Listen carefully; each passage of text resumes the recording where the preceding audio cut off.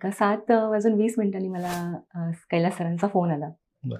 आणि त्यांची अशी एक रिप्लाय होता, की "अरे, तू महिलांमधून सेकंड आलेली आहेस आणि आपल्याला भेटते म्हणे डेप्युटी कलेक्टर." असे बरं. त्यांचे शब्द होते. 2019ची प्री क्वालिफाय झाले, पण मेन्समध्ये मला काही यश नाही मिळालं ओके. एम-पी-एस-सीच्या.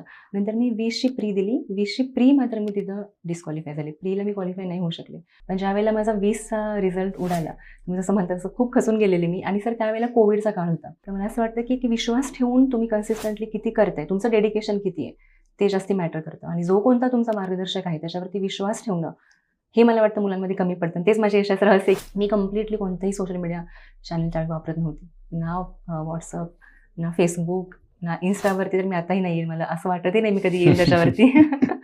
माझे सासू-सासरे शेती करतात. त्यांचं फार शिक्षण झालेलं नाहीये. पण तरीसुद्धा त्यांना ती समज होती, की हां, तू एक एक्झाम देते, तयारी करते. तर मला प्रत्येक सणाला किंवा